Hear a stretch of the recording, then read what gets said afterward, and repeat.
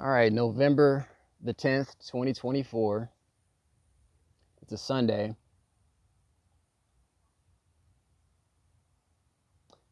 Still here, still surviving.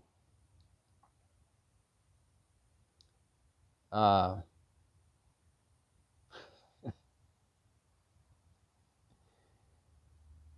there are no weak people going through this program, man.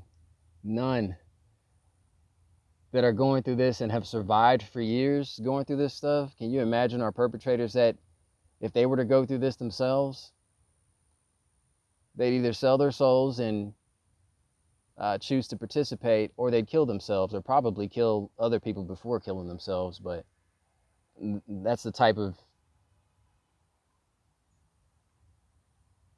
degenerates that we're up against. These people that have these clique mentalities, they're only powerful with the group, with the hive.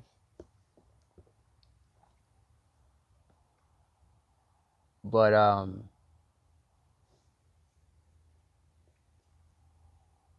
2014, August of 2014 was when I came into the awareness of this program. And yeah, so it's been 10 years. So a person who has survived 10 years and is still able to live and support themselves and even still try to help other people. I mean, I would think that's a very strong person.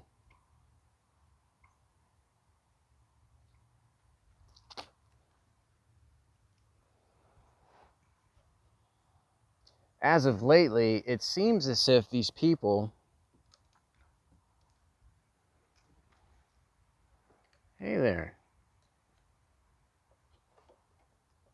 hi.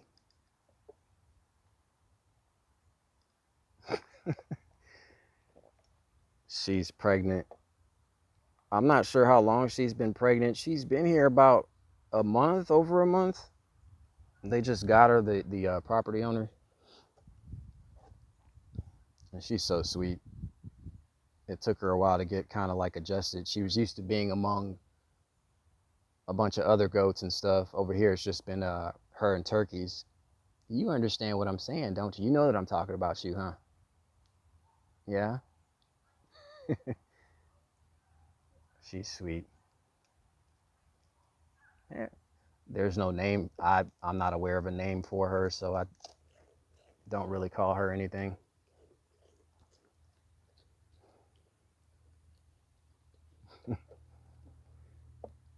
But anyways, yeah, definitely gotta watch out for those horns. She can be a little feisty too. But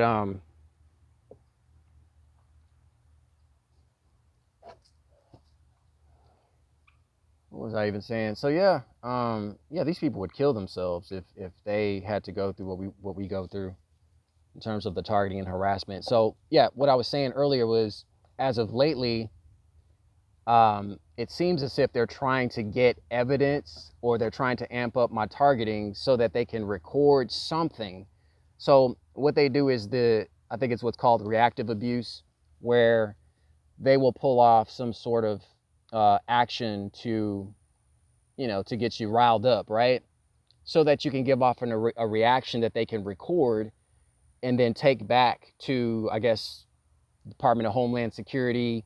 And then, of course, all their reports and stuff like that go to the president, right? So we have a new administration in the office. President, Trump is going to be president. He is now president.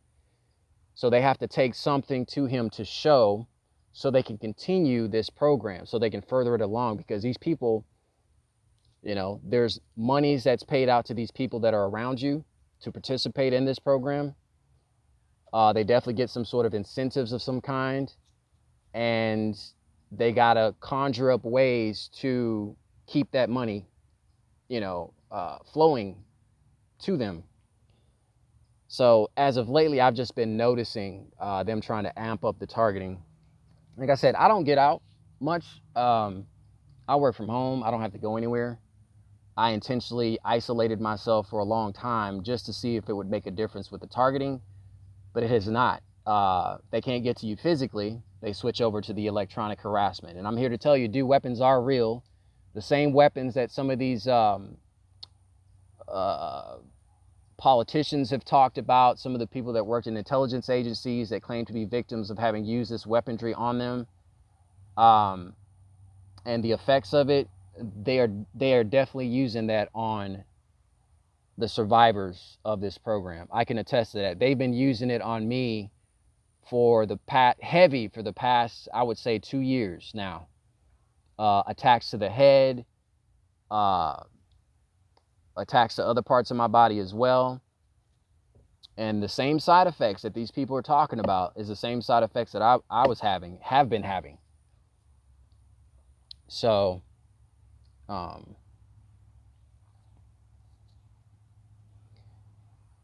it's very real. But what they're doing is they're trying to do the reactive abuse campaign to where they can record your response. So they don't show what's being done to you. They only give snippets of your reaction.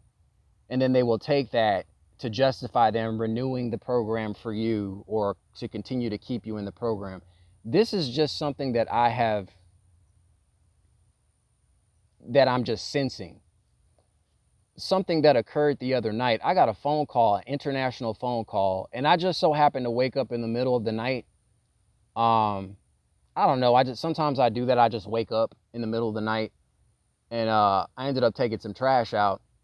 So I go take some trash out, and then I come back into the house. I go back in my room, and then right when I sit on my bed, my phone starts ringing, and it's an overseas call from Nigeria. But the picture of the person, it was like some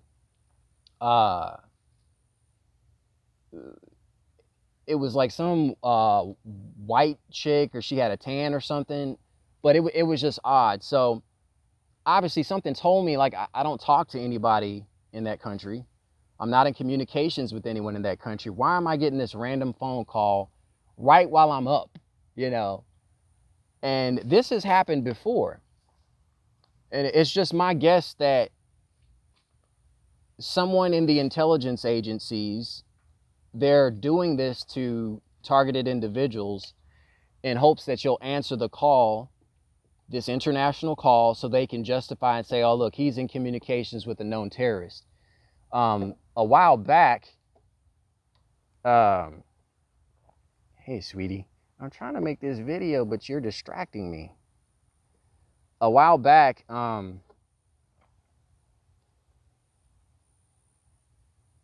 there was another phone call that I got, an international phone call.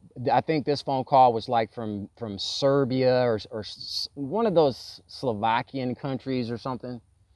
And once again, I didn't answer the phone because I don't talk to anybody internationally. I barely talk to anyone nationally, you know? So it's just my guess or assumption that these intelligence agencies are the ones that are making these phone calls. And it's just like on some social media, like if you have Facebook and stuff like that, like you'll have certain people that'll just randomly want to friend you.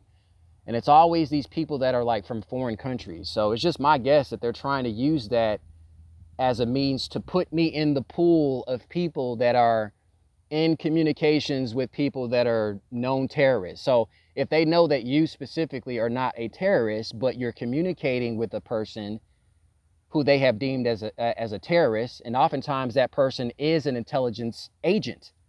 There was a video I put out a while back. There was some police officers in, it was a certain part of Florida, somewhere near Tallahassee.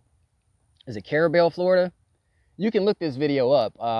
Police officers pull over FBI agent. And the FBI agent was this old Caucasian dude. And he's trying to tell the law enforcement officers that he is FBI. He even shows the badge.